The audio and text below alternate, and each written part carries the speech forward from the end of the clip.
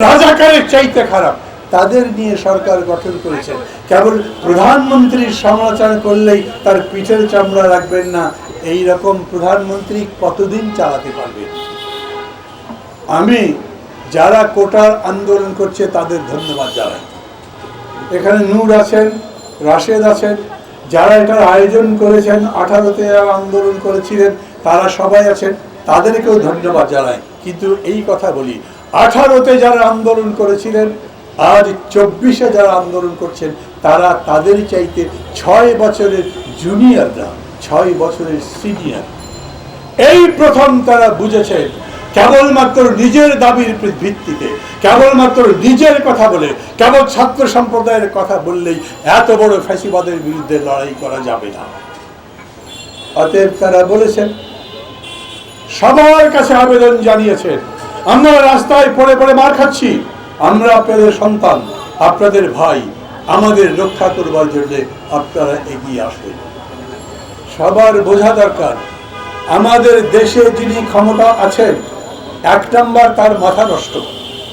কারণ আমি বলছি না, হাইকোর্ট বলেছে রং হেডেড উইমেন, মানে যার মাথা ঠিক নাই সেরকম একজন মানুষ এখন দেশ চালাচ্ছে। খেয়াল করে, নূররা যখন প্রচন্ডভাবে আন্দোলন করছে, কোনোভাবেই সরকারের সামনে মাথা নত করেনি, তখন রাগ করে, জেদ করে, বিরক্ত হয়ে সংসদের মধ্যে তিনি বললেন, ওরা যখন চায় না আমি কোটাই বাতিল করে দিলাম। কেউ পরিপূর্ণ কোটার বাতিল চায়নি, তারা সংস্কার চেয়েছিলেন। তখন বলেছেন, এখনো বলেছেন, বুদ্ধিজীবী যারা আছে, সংস্কৃতিসেবী যারা আছে, তারাও একই কথা বলেন। কিন্তু উনি কেবল জেদের বশবর্তী হয়ে এটা বাতিল করে দিলেন। আচ্ছা, যারা মাথা গরম, যিনি জেদের বসে রাষ্ট্রের একটা আদেশ জারি করেন, এমনিতেই তিনি ক্ষমতায় থাকতে পারেন? পারেন না। একজন যিনি আমেরিকার প্রেসিডেন্ট ক্যান্ডিডেট, কেবলমাত্র নাম বলতে ভুল করেছেন, তাই সমগ্র আমেরিকার লোক, তার পার্টির লোকে বলছে তুমি প্রেসিডেন্টের পদে দাঁড়িয়েও না। আর এই দেশে যিনি ক্ষমতায় আছেন, নিজের রাগ মেটাবার জন্য শত শত নিরীহ ছাত্র ছাত্রীদের রক্ত ঝরাচ্ছেন, তিনি কেন ক্ষমতায় থাকবেন? আজ আমি বলি, সমস্ত গুরুজনদের বলি, ওই সন্তানদের, ওই ছাত্রদের পিতা মাতা আত্মীয় স্বজন সবাইকে বলি, যারা কর্মে লেখেন, যারা সাংবাদিকতা করেন, যারা গান গান, যারা রিক্সা চালান, যারা ভ্যান চালান, মেহনতি মানুষ, সবার কাছে আমি আবেদন করব, এই ছাত্রদের ডাকে সাড়া দিন। দেখছেন হাসপাতালের বিছানার মধ্যে রক্তাক্ত পড়ে আছে, তারা আপনাদের কাছে আবেদন জানাচ্ছে, তাদের সাহায্য করতে আসেন।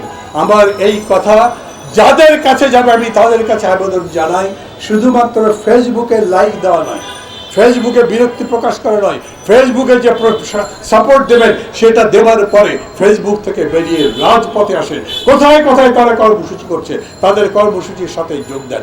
যারা প্রতিবাদে কর্মসূচি করছে তাদের সাথে যোগ দেন। সর্বাত্মকভাবে লড়াই একটা তৈরি করতে হবে এখন, যাতে এই স্বৈরাচারের পতন হয়।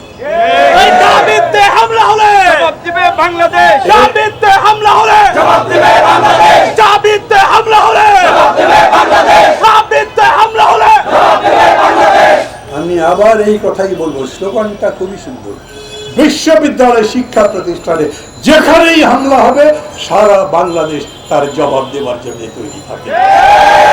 ভালো থাকবেন সবাই। আমার আর একটা কর্মসূচি আছে বলে এই কথা বাড়াবো না। খোদা হাফেজ।